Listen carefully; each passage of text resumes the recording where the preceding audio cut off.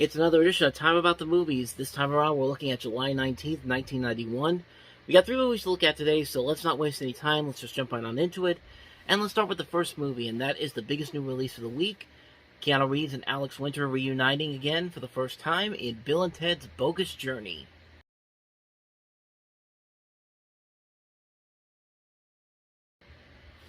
This is, of course, the sequel to Bill and Ted's Excellent Adventure, one of the big surprise hits of 1989.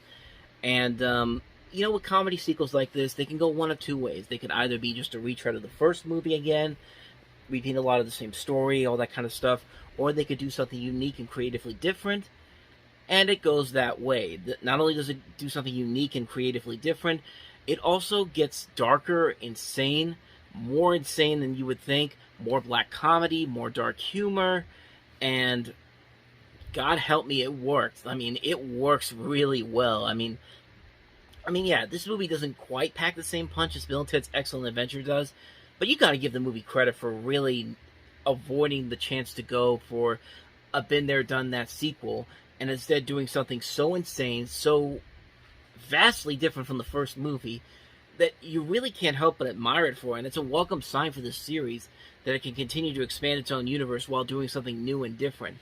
I mean, that charm that the first movie still has is still here. Keanu Reeves and Alex Winter play off each other so well. They played their evil roles in this very well. You've got William Sadler playing the devil in this, doing a parody of Seventh Seal. I mean, the movie pretty much is a parody of the Seventh Seal, which is interesting because it's actually the second thing from the 90s that actually is a reference to the Seventh Seal, because Animaniacs did an episode literally parodying the Seventh Seal where Wacko goes to hell and Yakko and Dot have to compete in a game. Well, not really go to hell, but they go with the devil and they have to compete in a series of games, pretty much in the same way this movie does too. Except it's stupider here, but it's that kind of stupid that they're very much well aware of, and it just works. It works really well. It's not quite as good as the first movie, but with that said, though, it's a tall task to really repeat what they did with the first film. But I give them a lot of credit for doing something so unique, so insanely dark, and so brutally, and so filled with so much more black humor than usual, that I gotta give it a lot of credit, man. I mean, I don't think it's quite as good as the first movie, but it's still a really enjoyable movie. Bill and Ted's Bogus Journey, man. I mean, you pretty much know what you're going in for, but when you go in there, you get more than you expect, and it definitely works out pretty well. It doesn't top what the first movie does, but it's about as close to as good as the first movie you could possibly get. And the hell with it. Bill and Ted Face the Music is pretty damn good too. So there you go. That's Bill and Ted's Bogus Journey. Let's go ahead and move on to the next movie, and that is Ed O'Neill in John Hughes' Dutch.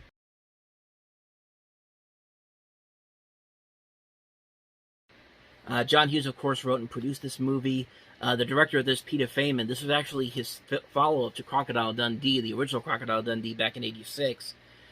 And it was the last movie he did as a director. I mean, he hasn't really done anything since then. And it's pretty interesting, because Crocodile Dundee was one of the big hits of '86. You would have thought a guy who directed that movie could have gotten anything he wanted to. But he never got to direct Crocodile Dundee 2. He never did the other Paul Hogan movie, Almost an Angel. But this was his last movie that he did. And, I mean, right off the bat, you can pretty much tell that this is a Planes, Trains, and Automobiles knockoff. I mean, honestly, you just replaced John Candy with Ed O'Neill, Steve Martin with Ethan Embry, or Ethan Randall at the time. And Planes, Trains, and like I said, Planes, Trains, and Automobiles was one of my favorite movies of all time. And seeing how I really hate another Planes, Trains, and Automobile knockoff in Due Date, chances are I probably would have hated this movie, but honestly, I don't. I don't think it's one of John Hughes' best movies overall, but it's certainly far worse from the worst things he's done. It's no classic, but to say there's nothing redeemable about it would be absolutely a what am I trying to say here? I'm going with overstatement. Yeah, that's right. I'm not cutting that out. I'm moving along from here. Like I said, there are elements about the film I do really appreciate. I think Ed O'Neill really shows his abilities as a leading comedic actor. He's been in a couple movies where he's been the lead that he's actually been really funny. Here in particular, I also really like him in Little Giants as well. And I like the connection that he has with Ethan Embry. The jokes are very hit and miss. You can tell that this was probably made when Home Alone was just becoming the big hit that it would eventually become. And there are elements where they're trying to copy a little bit of Home Alone's gag it's the Home Alone gags that they have in that movie. Sometimes they can be funny, other times not so much. It is definitely a mixed bag of a comedy that I think has more elements to it that do work than the elements that don't work. I think the biggest flaw of the movie is that it is really a Planes, Trains knockoff, but the cast does make it work well. The film does have some good laughs for the most part, and its heart is indeed in the right place. It's definitely one of those comedies that I think deserves a second look. I will say this, though. Try to find a copy that's not going to cost you hundreds of thousands of dollars. Okay, hundreds of thousands is maybe a little bit of an understatement, but yeah, the Dutch DVD is really expensive. Like, if you look for the old first release by Anchor Bay, if you go on eBay and look it up, it's like somewhere between $50 to like $250 in some places because it's such a rare DVD.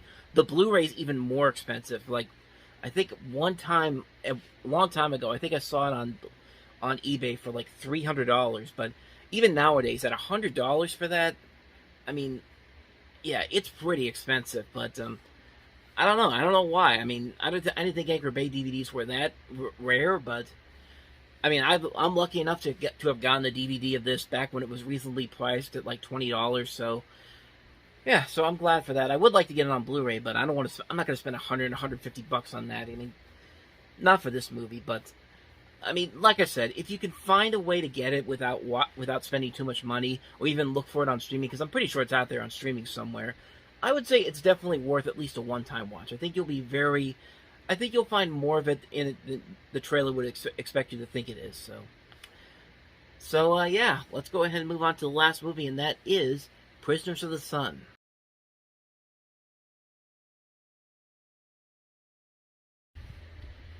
So in the U.S., this was actually called Blood Oath and was actually released in 1990, according to Wikipedia. However, if you go to the Box Office Mojo page, it was actually released this weekend as Prisoners of the Sun. And I don't know who's right here, but I wanted to make sure that I didn't review this movie twice already, so I went back to the July 27th, 90 episode of Time About the Movies, and I did not look at this movie, so not really much more I can say about it, because honestly, I haven't seen this movie before.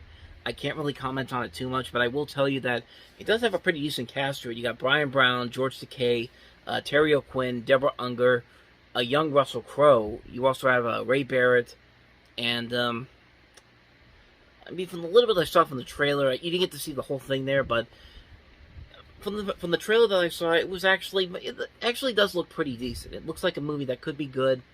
But it's one of those movies I'm not going to really rush out to see unless somebody really tells me to see it, but I highly doubt it. But just acknowledging that it came out this weekend, Prisoners of the Sun, a.k.a. Blood Oath.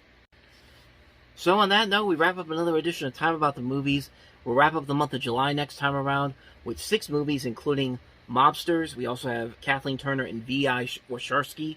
Mel Brooks' Life Stinks. We also have Gene Wilder and Richard Pryor in their final movie together, Another You. William Hurt as the Doctor, and also The Dark Backwards. So 6 movies to look at next time around, and we'll definitely delve into those when we meet again. So with that said, thank you guys for watching, and as always, if you want to see more videos like this, check out the playlist on the next page, check out the previous episode, and I will see you guys tomorrow for another episode. So thank you for watching. I'll see you folks tomorrow, and until then, take care.